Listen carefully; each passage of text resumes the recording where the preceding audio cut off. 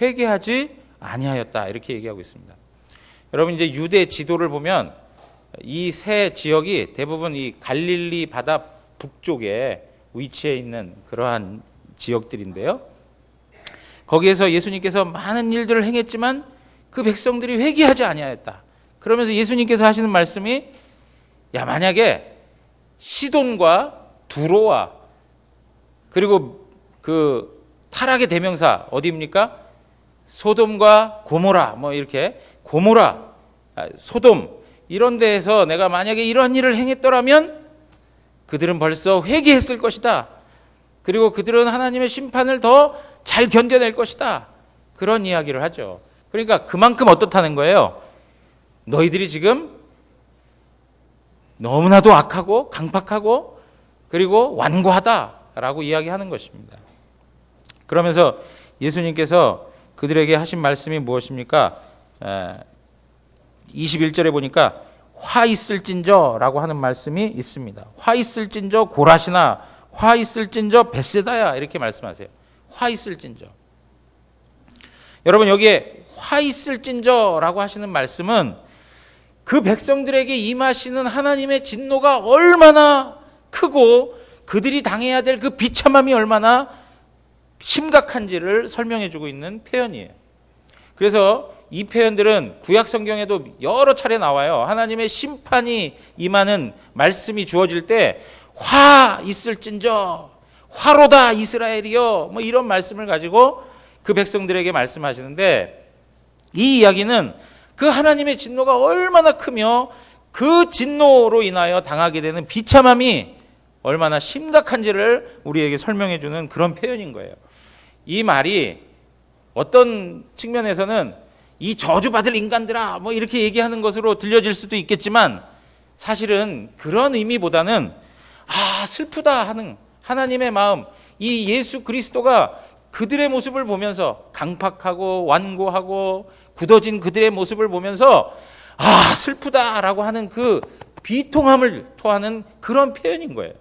그러니까 지금 화 있을진저라고 하는 말은 결국에는 이 저주받을 인간들아 하고 그들을 멸하시기 위한 하나의 어떤 액션을 취하는 그런 모습이 아니라 그들이 지금이라도 좀 하나님 앞에 돌아오기를 간절히 바라는 그들이 진정으로 회개해서 하나님의 은혜를 받아 누릴 수 있기를 바라는 그러한 의도에 표현되는 이러한 그 단어라는 것입니다.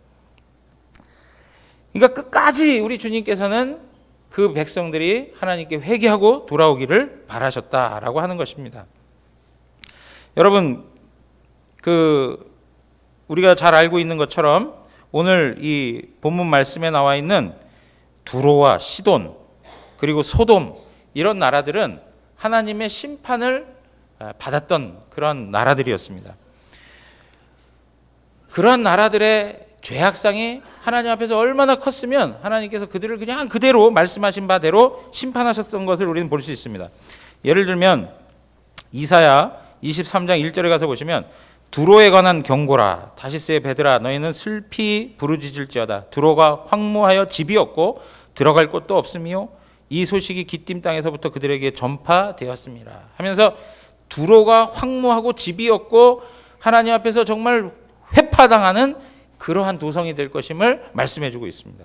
요엘 3장 4절도 가서 보시면 두로와 시돈과 블레셋 사방아 너희가 나와 무슨 상관이 있느냐 너희가 내게 보복하겠느냐 만일 내게 보복하면 너희가 보복하는 것을 내가 신속히 너희 머리에 돌리리니 하면서 하나님께서 그들과 대적하고 있는 것을 표현해 주고 있어요. 그래서 그들에게 하나님이 심판하실 것을 말씀해 주는 그 구약의 말씀들이 있는 것이죠. 에스겔 16장 49절에서 50절에 가서 보시면 우리 한번 읽어볼까요? 다 같이 읽겠습니다. 내 아우 소돔의 죄악은 이러하니 그와 그의 딸들에게 교만함과 음식물의 풍족함과 태평함이 있으며 또 그가 가난하고 궁핍한 자를 도와주지 아니하며 교만하여 가증한 일을 내 앞에서 행하였습니다. 그러므로 내가 보고 곧 그들을 없이 하였느니라. 그들이 하나님 앞에 지은 죄들이 있어요. 교만해요. 그리고 그들이 가지고 있는 풍족함 때문에 그들의 허세와 그리고 그들의 자랑과 그 자기들의 어떤 풍족함에 또 반해서 오히려 가난하고 궁핍한 자들을 무시하고 도와주지 아니하였던 이 모든 것들, 이 죄에 대해서 하나님께서 어떻게 하신다고요? 내가 심판하겠다라고 말씀하시는 거예요. 이러한 도시들이 하나님의 심판을 당했는데, 지금 예수님 당시의 시점으로 보면 예수님께서는 뭐라고 그러시는 거예요? 고라신, 그리고 벳세다, 그리고 가버나움이 이 도시들보다도, 하나님으로부터 멸망을 당했던 이 도시들보다도 더 하나님 앞에서 더 큰 죄악을 쌓고 있다, 이렇게 얘기하는 거예요. 복음에 대해서 관심이 없어요. 무관심하고 복음에 대해서 배척하고 복음에 대하여서 귀를 닫고 있는 그 모습들을 예수님께서 책망하고 있는 것입니다. 여러분, 그 이야기했던 예수님 당시에 고라신, 벳세다, 가버나움, 이러한 도시들의 구체적으로 그 도시들에서 예수님께서 어떠한 일을 행하셨는지를 우리에게 설명하고 있는 바는 아니지만, 예수님께서 지금 이 마태복음 본문을 통해서 말씀하신 것처럼 많은 권능을 행했다라고 하시지 않습니까? 성경에 예수님이 행하신 모든 권능을 다 담아낼 수가 없어요. 너무나도 많기 때문에 그것을 다 감당할 수가 없어요. 그렇기 때문에 우리가 이 단 한 구절의 말씀, 예수님이 그 지역에서 많은 권능을 행했다라고 하는 그것으로 우리가 예수님이 얼만큼 많은 기사와 이적을 행하셨는지를 우리는 이해할 수 있는 것이죠.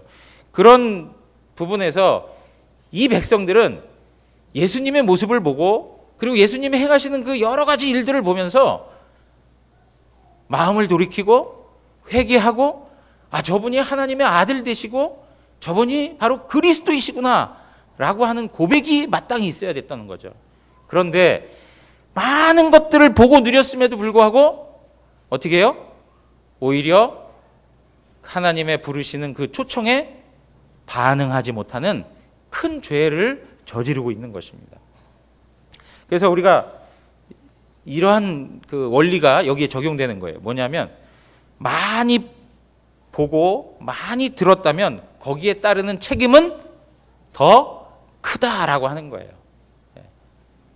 누가복음 12장 47절에서 48절에 가서 보시면, 제가 47절 한번 읽겠습니다. 주인의 뜻을 알고도 준비하지 아니하고 그 뜻대로 행하지 아니한 종은 많이 맞을 것이요.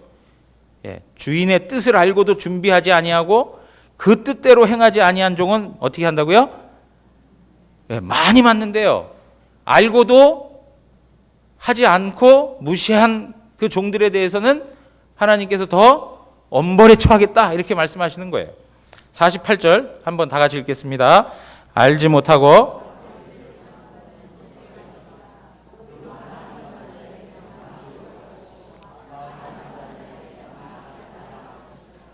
알지 못하고 맞을 일을 행한 종은 어떻게 한다고요? 적게 맞는데. 난 몰랐는데요? 핑계가 될 수 있어요, 없어요? 몰랐으니까 넘어가도 됩니까? 안 된다는 거예요. 모르는 사람도 어떻게 해요? 맞을 수 있어요. 적게 맞는다. 그렇지만 알고도 준비하지 않으면 더 맞는다. 더 맞는다. 많이 맞아본 분들이 이렇게 웃고 하는 것 같습니다. 그런데 여기 보시면 그 뒤에 말씀이 있죠. 많이 받은 자에게는 많이 요구할 것이요, 많이 맡은 자에게는 많이 달라 할 것이다. 이게 바로 원리라는 거죠. 그래서 여러분, 우리가 두 가지 생각할 수 있어요. 지금 말씀드린 대로 첫째는 뭐냐면, 알지 못했기 때문에 난 책임이 없습니다. 나는 몰랐습니다. 미안한 얘기지만 내가 알았다면 그렇게 하지 않았을 텐데 난 전혀 몰랐습니다 라고 항변하는 사람들이 있어요. 그렇지만 그것이 면죄부가 될 수 없다는 것이죠. 무지는 무죄라고 여겨지지 않는다는 거예요. 여러분, 로마서 2장 12절에 가서 보시면 이런 말씀이 있습니다. 무릇 율법 없이 범죄한 자는 또한 율법 없이 망하고. 사람들이 그러는 거예요. 난 율법 몰랐는데요. 난 이스라엘 백성이 아니기 때문에 율법 몰랐습니다. 그러니까 난 죄가 없죠 라고 이야기하는 거예요. 그러니까 사도 바울이 뭐라고 그러냐면, 율법 없는 범죄자들은 율법 없이 어떻게 된다고요? 망한다라고 얘기해요. 그리고 또 뭐라고 얘기합니까? 무릇 율법이 있고 범죄한 자는 율법으로 말미암아 심판을 받으리라 그래요. 그러니까 율법이 있으나 율법이 없으나 나는 죄가 없다라고 하는 핑계를 댈 수 있습니까? 없습니까? 핑계를 댈 수 없다는 거예요. 예수님께서 많은 권능을 보여주셨어요. 말씀을 들려주셨어요. 그럼에도 불구하고 그것에 대하여 책임을 지지 못하는 것은 더 큰 범죄다라고 하는 것입니다. 여러분, 그래서 이제 두 번째 요구하는 게 뭐냐? 많이 받은 자에게 많이 요구한다는 거예요. 여러분, 우리가 제가 이런 말씀 몇 차례 드렸는데요.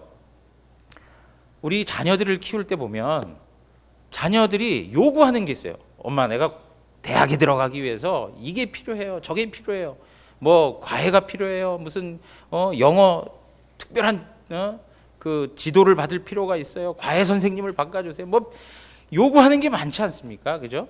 그리고 이런 옷이 필요해요. 저런 신발이 필요해요. 해가지고 요구하는 게 얼마나 많은지 몰라요. 누구네 그 옆집에 누구는 이런 것도 갖고 또 무엇도 누리고 또 무슨 공부를 하기 위해서 무슨 뭐 필요한 것들이 있는데 그런 거 다 그냥 부족함 없이 다 가지고 있습니다 하면서 끊임없이 늘어놓는단 말이에요.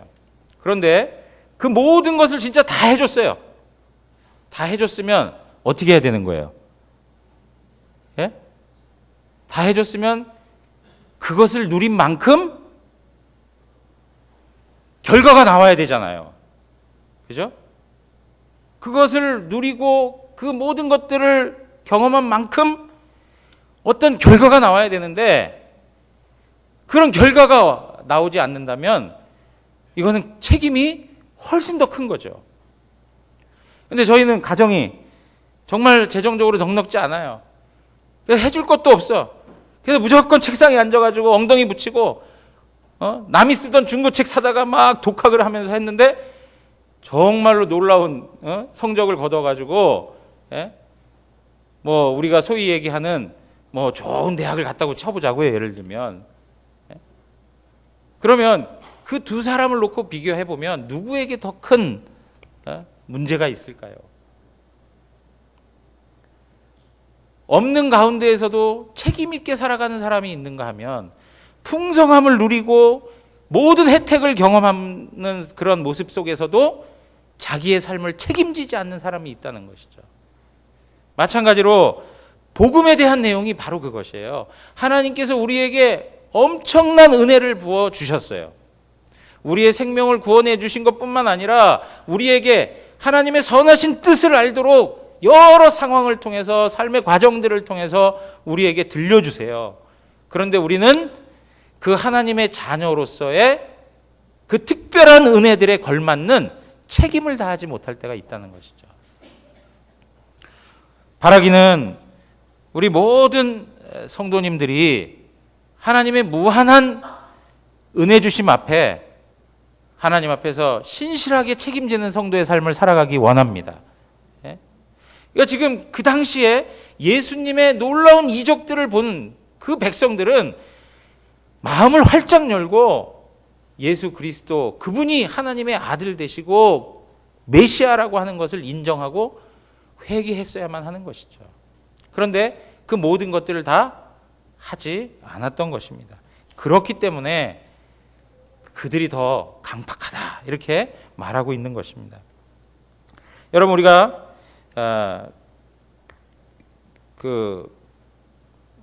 지난번에도 금요기도 때 한번 이런 말씀드렸는데 큰 힘을 가지고 있으면 뭐라고요? 거기에 따르는 책임은 더 크다라고 말씀을 드렸습니다. 내가 많은 권한을 가지고 있으면 거기에 따르는 책임은 더 크다. 그래서 특별히 우리 청년들 그리고 우리 학생들 같은 경우에 내가 부모님으로부터 신앙을 유산받아 하나님 앞에서 이렇게 믿음 생활을 하고 있다라고 할 때에 하나님이 주시는 그 부요함에 대한 책임을 감당할 줄 알아야 된다는 거예요. 하나님께서 허락한 그 은혜에 대해서, 그 놀라운 특권에 대해서 오히려 하나님 앞에 감사와 헌신을 통해 책임 있는 삶을 살아가는 것이 더 필요하다는 거예요. 저는 그 부친이 목회를 하셨기 때문에 제가 목회를 하면서, 제가 목사로서의 삶을 살아가면서 저에게 있어서 굉장히 그 많은 은혜를 하나님이 허락해 주셨어요. 단지 아버님이 목사라고 하는 것 때문에 제가 목회자로서의 삶을 살아가는 데 있어서 그렇지 않은 동료 목사님들보다 훨씬 더 많은, 말로 표현할 수 없지만 훨씬 더 많은 은혜를 경험하고 있어요. 그러면 거기에 걸맞는 책임을 또 감당할 줄 아는 그러한 삶의 내용들이 필요하다는 거예요. 내가 처음 예수 믿어가지고 정말 처음부터 맨 땅에 우리의 가정 가운데, 우리의 삶의 모습 가운데 믿음을 세워간다라고 할 때에는 정말 코피 터져가면서 하나님 앞에 몸부림치고 하는 일들이 있지 않습니까? 제가 보면 저희 아버님이 신앙생활한 내용을 보면 그런 것 같아요. 정말 코피 터져가면서 하나님 앞에 부르짖고 하나님 앞에 간절히 매달리고, 근데 저는 그 정도까지 하지 않아도 하나님께서 또 허락해 주시는 은혜들이 있더라고요. 자, 그러면 그러한 은혜들을 받으면서도 거기에 걸맞는 책임을 감당하지 못한다면 그건 또 하나님 앞에서의 불충함이죠. 우리 청년들, 우리 학생들 같은 경우에 부모님으로부터 신앙을 물려받았다라고 할 때 그 내용을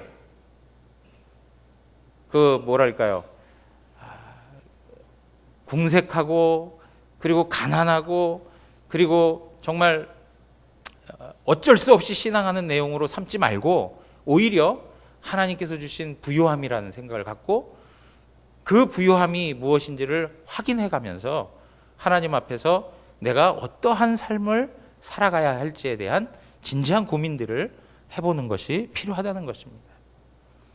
그럴 때 하나님께서는 그러한 삶의 모습 가운데 또 다른 은혜들을 부어주실 줄 믿습니다. 여러분, 이제 우리가 이 말씀을 대하면서 한 가지 또 생각해 볼 수 있는 게 있는데 무엇이냐면, 우리 주님께서 이렇게 말씀하시는 것이죠. 내가 만약에 이렇게 많은 일을 두로와 시돈과 소돔 앞에 행하였더라면 그들이 회개했을 것이다 라고 말씀하셨어요. 그러면 하나님께서 그 백성들에게 예수님과 같은 선지자를 보내주셔서 그들도 회개할 수 있도록 하시지 왜 안 하셨을까 하는 거예요. 만약에 예수님이 행하신 그 놀라운 일들을 보고 시돈과 두로와 소돔이 회개하고 하나님 앞에 돌아섰을 거라면 그 당시에 하나님께서 큰 일을 행하는 선지자를 보내셔서 그들에게 회개할 수 있는 일을 허락해 주셨다라면 좋았을 텐데 왜 그렇게 하지 않으셨는가라고 하는 거예요. 여러분, 구체적으로 뭐라고 말씀을 드릴 수는 없지만 하나 분명하게 말씀드릴 수 있는 것은 하나님의 주권인데요. 어떤 주권이냐? 하나님께서 그들에게 회개하도록 은혜를 열어주지 않으셨다는 거예요.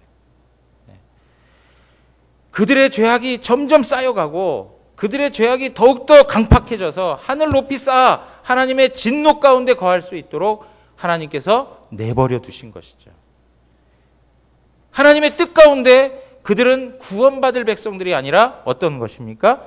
하나님께서 심판할 백성들인 것이죠. 그렇기 때문에 하나님께서는 그 백성들에게 하나님의 사람을 보내지 않으셨다는 거예요. 어떤 분들은 그런 얘기해요. 그들 마음에 회개할 마음이 조금도 없기 때문에 하나님께서 보내시지 않은 것 아닌가. 만약에 그들 마음 가운데 회개할 마음이 조금이라도 있었다면 하나님이 그들에게 하나님의 사람을 보내셔서 그들로 하여금 변화될 수 있도록 하지 않았을까.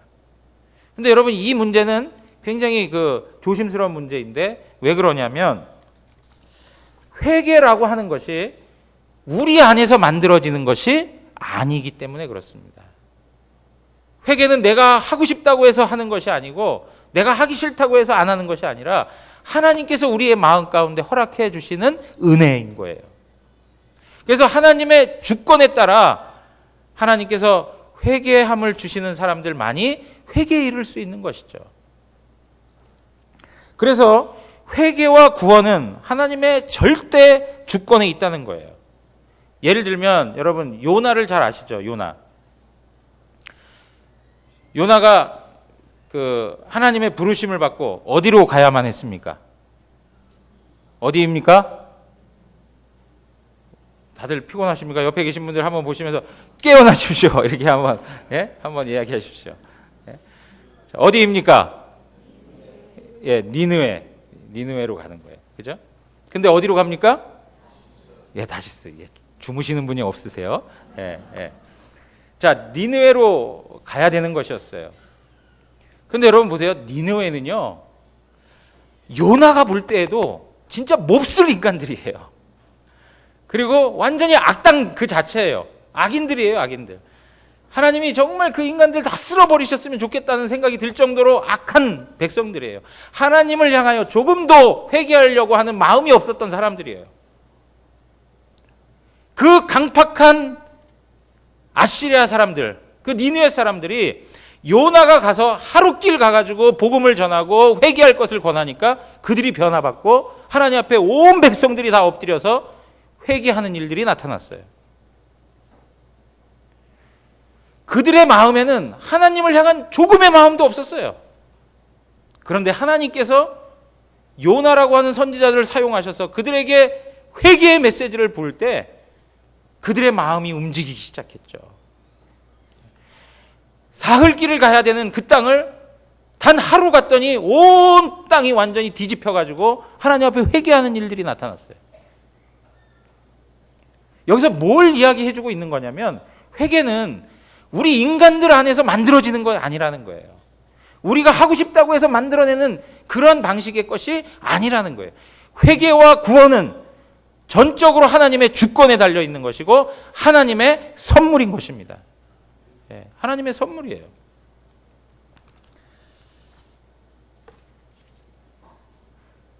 우리 인간들은 모두 다가 다 하나님 앞에 심판받을 존재밖에 되지 않습니다. 하나님의 절대적 의를 만족시킬 만한 사람은 이 세상에 아무도 없습니다. 우리의 노력과 우리의 선행과 우리의 아름다운 행위가 하나님의 의로움을 만족시킬 수가 없어요. 로마서 3장 9절에서 11절을 읽는 말씀 한번 보죠. 다 같이 한번 읽겠습니다. 그러면 어떠하냐?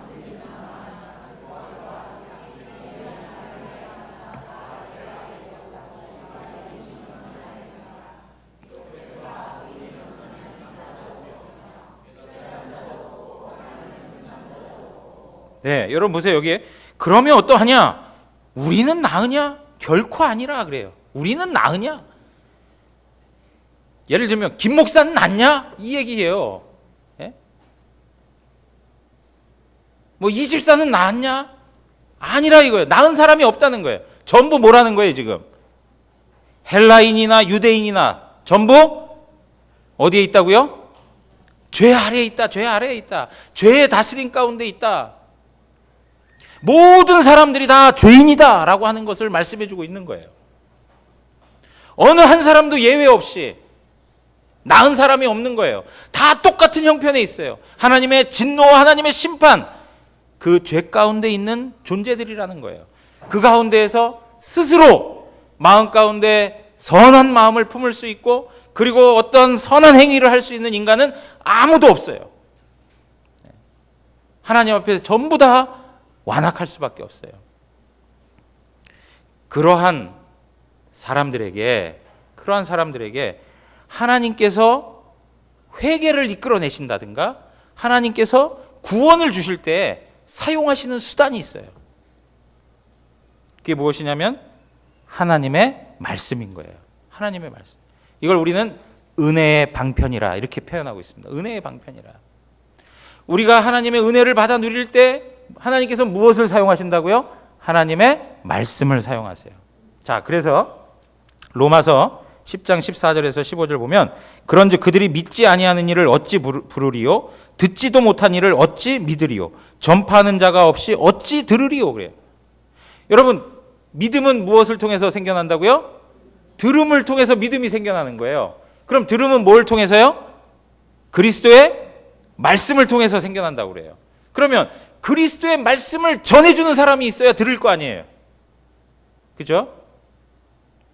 그러니까 하나님께서 우리를 회개로 이끌어 가실 때, 우리를 구원으로 이끌어 가실 때 뭘 사용하시냐면 복음 전도자를 통하여서 하나님의 말씀을 증거하게 하세요. 그걸 통해서 그 사람의 마음을 열어주세요. 자, 15절에 보니까 보내심을 받지 아니하였으면 어찌 전파하리요? 기록된 바 아름답도다 좋은 소식을 전하는 자들의 발이요 함과 같으니라 그래요. 여러분, 하나님께서 구원을 주시고 회개의 문을 열어주시려고 작정한 사람들에게만 하나님께서 하나님의 말씀이 들리도록 하시는 거예요. 그러니까 지금 니느웨 백성 같은 경우에는 하나님이 그 백성들에게 뭘 주길 원하시는 거예요? 구원 주시기를 작정하신 것이죠. 그러니까 요나가 가서 단 하루를 외쳤는데 그 백성들이 다 뒤집어지는 거예요. 누가 하신 일이라고요? 하나님이 하신 거예요. 그 백성들이 선해서 한 게 아니라 하나님이 하신 거예요. 하나님이. 자, 그러면 어떤 분들이 이런 이야기를 해요. 목사님, 그러면 우리나라에 복음이 들어오기 이전의 사람들은 그럼 어떻게 되는 겁니까? 예? 하나님의 말씀을 꼭 들어야만 구원함에 이를 수 있는 거라면 복음을 듣지 못했던 그 조선시대, 복음 들어오기 이전에 그 시대의 사람들은 어떻게 되는 겁니까? 라고 질문을 하시는 분들이 간혹 있어요. 어떻게 될까요? 쉽게 얘기하면 우리 세종대왕 어떻게 될까요? 많은 업적을 행하신 분입니다. 여러분, 결국에는 무엇입니까? 하나님의 구원이 그에게 없는 거죠.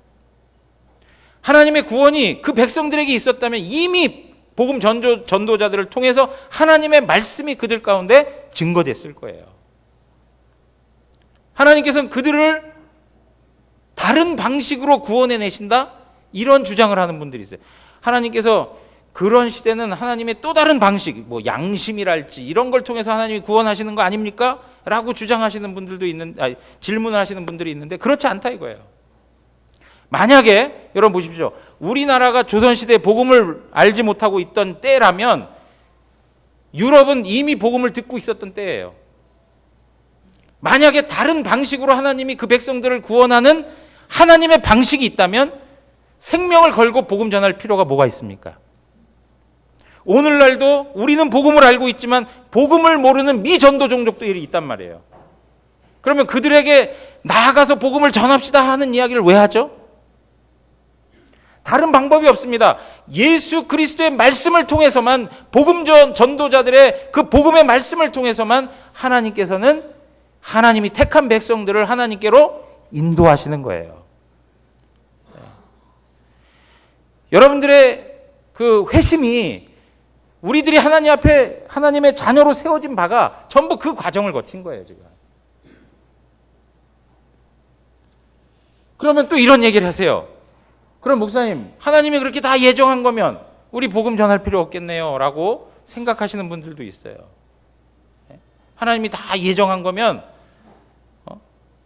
우리가 복음 전하는 게 무슨 의미가 있습니까? 근데 여러분 보십시오. 우리가 어떠한 사람이 하나님 앞에 예정함을 입었는지 알 수 있습니까? 없습니까? 우리는 알지 못합니다. 그렇기 때문에 그가 누구든지 상관없이 무조건 하나님의 복음을 우리는 증거해야 돼요. 그 증거함을 통해서 하나님의 예정함을 입은 사람이 그 말씀 앞에 어떻게 합니까? 반응하게 되는 것이죠. 그러므로 우리는 기회를 얻든지 못 얻든지 누구를 만나든지 항상 어떻게 해야 돼요? 복음 전도의 사명을 감당하셔야 돼요.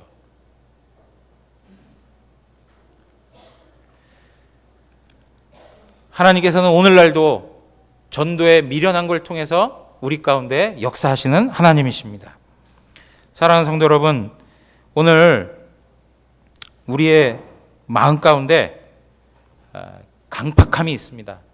예수님께서 자신의 권능을 많이 보여주시면서 이 백성들이 이렇게 강팍하다라고 말씀하셨는데, 사실 오늘날 시대를 놓고 봐도 이 세상은 너무나도 강팍하고 이 세상은 복음에 대해 관심이 없습니다. 우리가 복음을 들고 나가면 귀를 닫습니다.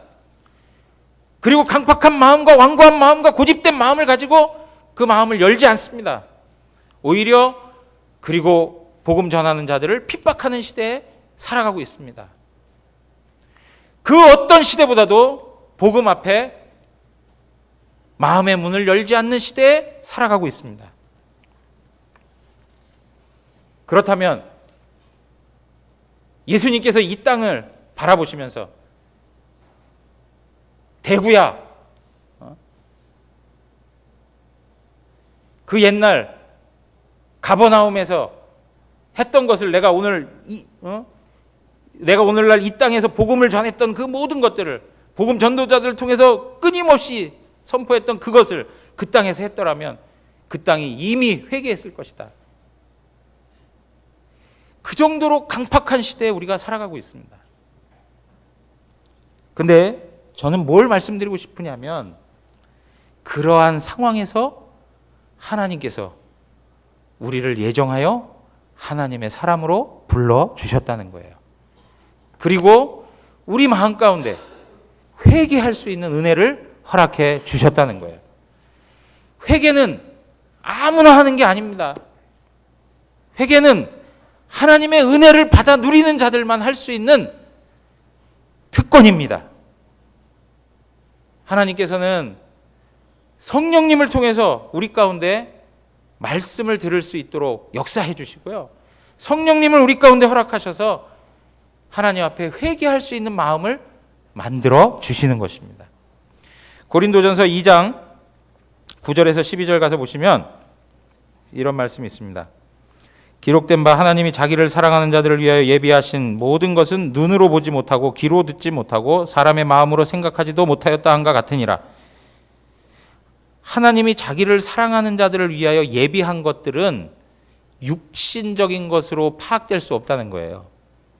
10절에 보니까 오직 하나님이 성령으로 이것을 우리에게 보이셨으니 성령은 모든 것 곧 하나님의 깊은 것까지도 통달하시느니라. 사람의 일을 사람 속에 있는 영 외에 누가 알리요? 이와 같이 하나님의 일도 하나님 영 외에는 아무도 알지 못하느니라. 우리가 세상의 영을 받지 아니하고 오직 하나님으로부터 온 영을 받았으니 이는 우리로 하여금 하나님께서 우리에게 은혜로 주신 것들을 알게 하려 하심이라. 하나님이 우리에게 은혜로 주신 것들을 알게 하도록 뭘 주셨다고요? 성령님을 주셨다는 거예요.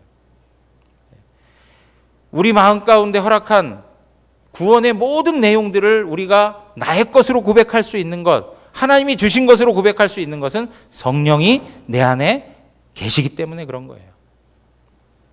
14절 다 같이 함께 읽겠습니다. 14절입니다. 육에 속한 사람은 하나님의 성령의 일을 받지 아니하나니 이는 그것들이 그에게는 어리석게 보임이요 또 그는 그것들을 알 수도 없나니 그러한 일은 영적으로 분별되기 때문이라. 여러분, 회개하는 일 영적인 일입니다. 인간적인 방식 안에서는 도무지 흉내낼 수도 없는 일이 바로 회개입니다. 그런데 우리가 하나님 앞에 회개할 수 있다는 것 자체는 무엇입니까? 하나님의 은혜를 받아 누리고 있다는 증거인 거예요. 회개하는 하나님의 사람으로 살아간다 할 때 비참한 인생이구나, 죄인이구나, 이런 생각이 우리 가운데 들어올지 모르겠지만 그 애통함, 그 비통함, 하나님 앞에서 회개하는 그 마음은 하나님의 은혜를 경험한 자들만이 할 수 있는 놀라운 특권인 것입니다. 하나님께서는 이러한 일들을 행하시는 데 있어서 각 사람 마음에 소원을 두고 행하시는 분이십니다. 우리 빌립보서 2장 13절에 가서 한 목소리로 함께 더 읽도록 하겠습니다. 너희 안에서 행하시는 이는 하나님이시니 자기의 기쁘신 뜻을 위하여 너희에게 소원을 두고 행하게 하시나니. 사랑하는 성도 여러분, 우리 마음 가운데 회개해야 된다라고 하는 마음이 생겨나십니까? 누가 주신 거라고요? 하나님이 주신 거예요. 하나님이 주신 거예요. 우리 마음 가운데 하나님을 향한 뜨거운 사랑이 생겨나십니까? 누가 주시는 거예요? 하나님이 주시는 거예요. 우리 마음 가운데 주님을 향한 감사가 넘쳐나기를 원합니다 하는 마음이 생겨나요. 누가 주시는 거예요? 하나님이 우리 마음에 소원을 두시는 거예요. 우리가 하나님 앞에서 회개하지 않으면 안 되겠다. 하나님 앞에 애통하지 않으면 안 되겠다. 하나님 앞에 무릎을 꿇고 하나님의 은혜를 구하지 않으면 안 되겠다 하는 그 마음이 우리 가운데 있다면 그것은 이미 하나님의 사랑을 받고 있는 증거인 거예요. 하나님의 은혜를 경험하고 있는 증표가 되는 거예요. 사랑하는 성도 여러분, 우리 하나님께서는 이런 방식으로 우리를 하나님이 뜻하는 곳으로 인도해 가시는 분이십니다. 오늘 우리가 이러한 말씀을 들으면서 마음을 강팍하게 하지 마시고 하나님께서 주시는 그 마음이 있다면 그것을 마음으로만 끝내지 마시고 하나님 앞에서 그 마음의 소원대로 기도하고 은혜를 구하고 하나님 앞에서 온전히 돌이키는 그런 회개하는 우리 모든 성도님들 되시기를 주님의 이름으로 축원합니다. 우리 이 시간에